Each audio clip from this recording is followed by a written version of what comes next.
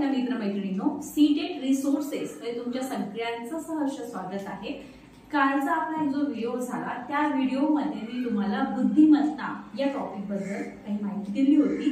बुद्धिमत्तेचं मी याच्यामध्ये तुम्हाला सूत्र सांगितलेलं होतं की बुद्धिमत्ता मानसिक वय कसं काढायचं आपलं, ठीक आहे ना, आणि बुद्धिगुणांक कसं काढायचं हे सांगितलं होतं। आणि आणखी एक सांगितलं होतं मी तुम्हाला की बुद्धिमत्तेचं वितरण म्हणजे डिस्ट्रीब्युशन हे कशा कशा प्रकारे केल्या जाते।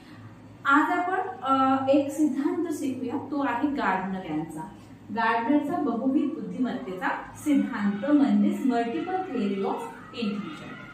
आता हा सिद्धांत फार इम्पॉर्टंट आहे। ओके, मी कालच्या व्हिडिओमध्ये तुम्हाला सांगितलं होतं की मी तुम्हाला कार्ल रॉजर्स बद्दल माहिती देणार आहे, परंतु ती पण मी देईलच, पण त्या अगोदर मला असं वाटतं की बुद्धिमत्ता हा टॉपिक एकदा पूर्ण झाला आपला की त्यानंतर मग आपण दुसरे टॉपिक कडे वळूया। ठीक आहे, मग आता बुद्धिमत्ता या टॉपिक वरचे प्रश्न उत्तर हे तुम्हाला पेपर मध्ये दिसतातच। 101% शुअर आहे बिलकुल की ते प्रश्न तुम्हाला येणारच आहे।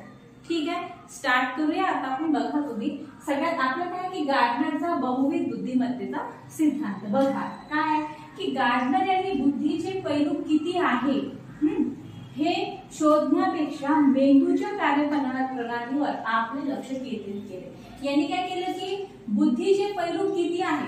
आता बघा काय माहित आहे का की हे जे सिद्धांत आहे त्यांचे भरपूर आहे, खूप जणांचे सिद्धांत आहे। कॅटलचा आहे, ओके, त्याच्यानंतर जे.पी. दासची उपपत्ती आहे आणि आणखी पण आहे स्पेअरमनची आहे, तुम्हाला मी सांगितलं सगळ्या। तर आता पहिल्यांदा आपण गार्डनरचा बघत आहोत कारण की हा जास्त इम्पॉर्टंट आहे, हा पेपर मध्ये येतो, सीटेट मध्ये पण येतो, तुमच्या टीईटी मध्ये पण येतो। ओके, आता बघा यांनी बुद्धीचे किती पैलू आहे हे शोधण्यापेक्षा मेंदूच्याच कार्यप्रणालीवर आपले लक्ष केंद्रित केले। बुद्धीचे पैलू किती आहे हे शोधण्यापेक्षा मेंदूची जी कार्यप्रणाली आहे ना त्यावर त्यांनी लक्ष केंद्रित केले। कोणी? गार्डनरने। बघा मेंदूच्या विविध भागातून विविध प्रकारची कार्य नियंत्रित होतात आणि हे त्यांनी संशोधनातून स्पष्ट केले। विकासाच्या विविध अवस्थाप्रमाणे विविध प्रकारच्या अभिक्षमता व कौशल्ये विकसित होत असतात। तसेच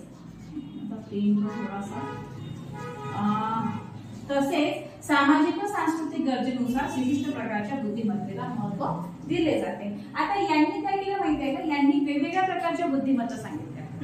काही जणांनी सांगितलं बुद्धी 2 प्रकारची आहे, काही जणांनी सांगितलं बुद्धी 3 प्रकारची आहे। ठीक आहे, यांनी काय सांगितलं की बुद्धी जी आहे ती 8 प्रकारची आहे। 8 प्रकारच्या बौद्धिक क्षमता आहे त्या त्यांनी सांगितलेल्या आहे। त्या कुठल्या आहेत त्या आपण बघू।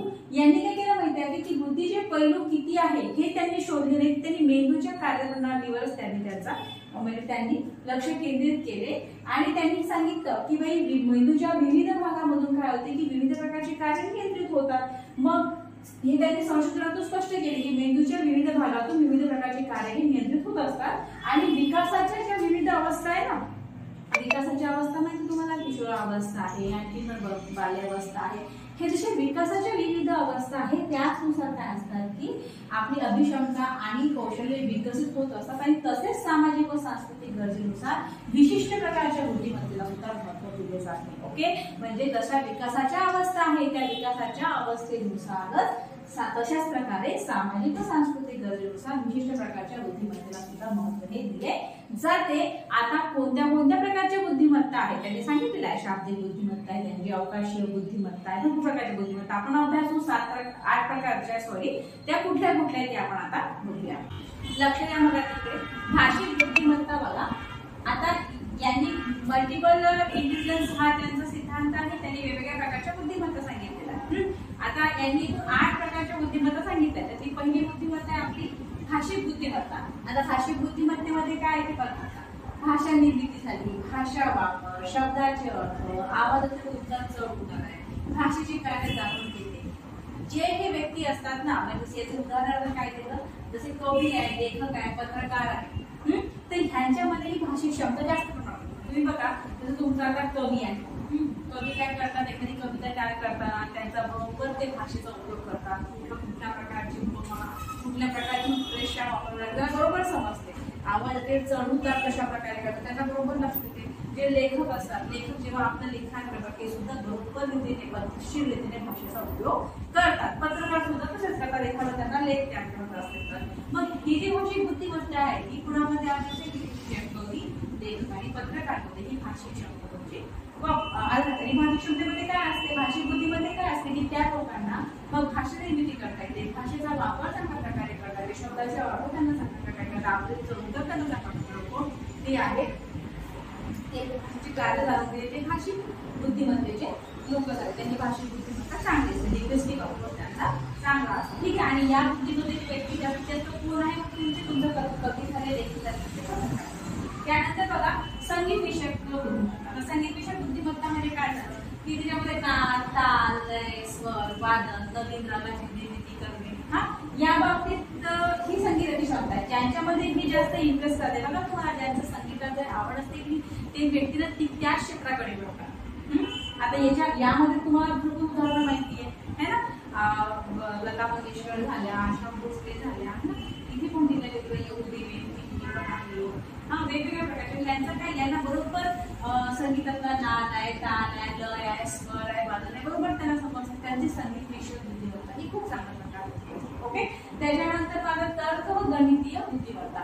आता यामध्ये काय असते? तर्क व संख्याबाबतच्या क्षमताचा यामध्ये समावेश होतो आणि वैज्ञानिक दृष्टिकोनाचा सुद्धा विचार यामध्ये घेतो. आता तुम्हाला प्रश्न पडला की यामध्ये मला प्रश्न कशा प्रकारचे विचारतात? मी यामध्ये प्रश्न अशा प्रकारे विचारतात की तुम्हाला हे दिलं जाते की बाई कवी, लेखक, पत्रकार आहे किंवा असं दिलं जाते की मग आता भाषिक बुद्धिमत्ता असणारे व्यक्ती आहे, कुठल्या प्रकारात ते मोडले जाते, कोणते व्यक्ती भाषिक बुद्धिमत्ता वाले असतात. ओके.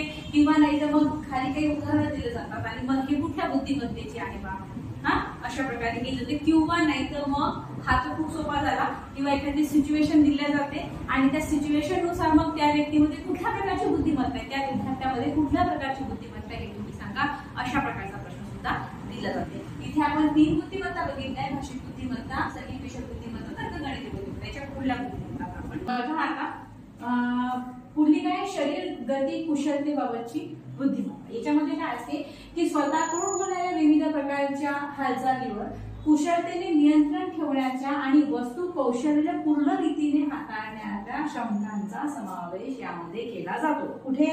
तुमचा शरीर गती कुशलतेबाबतची बुद्धिमत्तेमध्ये. ठीक आहे. आता बघा यामध्ये उदाहरण काय, आपल्याला सगळ्या याच्यामध्ये उदाहरणं लक्षात ठेवणं गरजेचं आहे. ठीक आहे ना. यामध्ये उदाहरणार्थ आपण कुठलं शल्य चिकित्सक आहे तुमचं, उत्तम क्रीडापटू आहे तुमचे, अभिनेता आहे, नर्तक झाले, नर्तकी झाले, यामध्ये शरीर गती कुशलतेबाबतची बुद्धिमत्ता तुम्हाला आढळून येईल. कारण त्यांच्यामध्ये काय आहे की वस्तू कौशल्यपूर्ण रीतीने हाताळण्याची क्षमता त्या व्यक्तीमध्ये राहते. आणि ज्यांच्यामध्ये हे बुद्धिमत्ता आढळते ते व्यक्ती कुठले आहोत तुमचे? तुमचा शल्य चिकित्सक आहे, तुमचं उत्तम क्रीडापटू आहे, तुमचा अभिनेता आहे, नर्तक आहे, नर्तकी आहे. त्यानंतर बघा अवकाश विषयक बुद्धिमत्ता. आता अवकाश विषयक बुद्धिमत्तामध्ये कुठली बुद्धिमत्ता बघू आपण. यामध्ये तुमचं दिशा ज्ञान, त्रिमिती संवेदन यातूनही बुद्धिमत्ता विकसित होते. दिशा ज्ञान ज्यांना आहे, त्रिमिती संवेदन ज्यांचं खूप चांगल्या प्रमाणे त्यांच्यामध्ये ही बुद्धिमत्ता अवकाश विषयक बुद्धिमत्ता. मग आता याचे उदाहरण काय आहे तुमचं? यामध्ये तुमचं शिल्पकार झाले, तुमचे मूर्तिकार झाले, तुमचे नौकाविहार करणारे असतात, त्याला दिशा ज्ञान असणं आवश्यक असते. तर हे सगळे जण यामध्ये येतात. आलं लक्षात तुमच्या? आता बघा आता काय, एक इंटरपर्सनल आहे, एक इंट्रापर्सनल आणि निसर्ग विषय, ह्या 3 राहिलेले आहे. ह्या 3 आपण बघू. ओके. आता आपण स्वज्ञानात्मक बुद्धिमत्ताचं बघूया. स्वज्ञानात्मक बुद्धिमत्ता म्हणजे इंट्रापर्सनल आणि इंटरपर्सनल ह्या 2 वेगवेगळे आहेत. ठीक आहे. इंटरपर्सनल मध्ये काय होते की स्वतःच्या भावभावनांची तसेच गुणदोषांची वास्तवेतून जाणीव म्हणजे स्वज्ञानात्मक जाणीव, म्हणजे स्वतःच्या भावभावनांची गुणदोषाची जाणीव होणे. म्हणजे त्याच्यामध्ये आपण उदाहरण देऊ. आता संत झाले, आध्यात्मिक गुरु झाले, ठीक आहे, हे झाले तुमचे स्वज्ञानात्मक बुद्धिमत्ता. कारण त्यांना स्वतःविषयी ज्ञान झालेलं असतं, नॉलेज झालेलं, गुणदोष काय काय आहे त्या सगळ्यावर त्यांनी विजय मिळवून राहते, म्हणूनच ते आध्यात्मिक गुरु म्हणून ओळखल्या जातात. त्याच्यानंतर एक आहे आंतरव्यक्तित्व संबंध विषयक बुद्धिमत्ता म्हणजे इंटरपर्सनल. इंट्रापर्सनल आणि इंटरपर्सनल हे 2 वेगळे आहेत. आता हे इंटरपर्सनल मध्ये काय की आपल्या मनाचा कल किंवा मग आपल्या भावनेची दोलायमान स्थिती, तिचे हेतू, स्वभाव, प्रेरणा इत्यादी जाणीव करून घेणे व त्याला अनुसरून प्रतिक्रिया करणे याचा समावेश होतो. आता यामध्ये उदाहरण दिलेलं आहे हेलन केलरचं. हेलन केलर माहिती तुम्हाला, एक अंध विद्यार्थिनी होती आणि तिची जी एक टीचर होती ती कशा प्रकारे तिला शिकवत होती, कशा प्रकारे तिने तिच्या मनाचा कल, तिच्या भावना, त्याची स्थिती, तिचा स्वभाव, तिचा प्रेरणा सगळं तिनं जाणून कशा प्रकारे तिला शिकवलं होतं हे तुम्ही बघता. त्याचा धडा पण आहे आणि पिक्चर सुद्धा आहे तुम्ही बघता. ठीक आहे. तर आता हे आहे इंटरपर्सनल बुद्धिमत्ता आणि एक लास्ट आहे तुमची निसर्गविषयक जाणीवेची क्षमता. मग यामध्ये काय असते की निसर्गातील घटकांची ओळख, वर्गीकरण करण्याची क्षमता त्या व्यक्तीमध्ये राहते. ठीक आहे. अशा प्रकारे आपण एकूण 8 बुद्धिमत्ता बघितली आहे. आपण 8 बुद्धिमत्ता बघितलं. त्याच्यामध्ये आपण बघितलं की इंटरपर्सनल बघितली, इंट्रापर्सनल बघितली, निसर्गविषयक बघितली, शरीर गती कुशलतेबाबतची बघितली. ठीक आहे. संगीत विषयक बघितली. त्याच्यानंतर काय बघितली आपण, अवकाशीय बघितली है ना. अशा वेगवेगळ्या प्रकारच्या बुद्धिमत्ता असतात. म्हणजे बुद्धिमत्तेचे असे वेगवेगळे पैलू असतात असे गार्डनर यांनी सांगितले. म्हणूनच त्याला गार्डनरचा बहुविध बुद्धिमत्तेचा सिद्धांत असे म्हटले जाते है ना. एकूण 8 प्रकारच्या बुद्धिमत्ता यांनी सांगितलेलं आहे. पेपरमध्ये ज्यावेळी प्रश्न येतो त्यावेळी असंच येते की एखादी सिच्युएशन दिल्या जाते, त्या सिच्युएशन मध्ये मग तो व्यक्ती कुठल्या प्रकारच्या बुद्धिमत्ते, ते विद्यार्थी कुठल्या प्रकारच्या बुद्धिमत्तेमध्ये म्हणजे ती मोडते, कुठल्या प्रकारच्या बुद्धिमत्तेमध्ये ती येते, अशा प्रकारचा प्रश्न तो विचारला जातो. अशा प्रकारच्या 8 बुद्धिमत्ता आहेत. ठीक आहे. इथे आपल्याला गार्डनरचा सिद्धांत समजून जातो. ओके. बघा मी एक पोस्ट टाकलेली आहे, त्यामध्ये माझे क्लासेस चालू झालेले सांगितलेलं आहे. माझे ऑनलाईन आणि ऑफलाईन दोन्ही पण क्लासेस स्टार्ट झालेले आहेत. जर तुम्ही कोणी इंटरेस्टेड असाल क्लास लावण्यासाठी तुम्ही तो हे दिलेला आहे नंबर दिला आहे, त्या नंबरवर तुम्ही कॉल करू शकता. ओके. ठीक आहे. मग आजच्या व्हिडिओमध्ये एवढं. यानंतरच्या व्हिडिओमध्ये आपण गिलफोर्डची प्रॉपर्टी बघूया.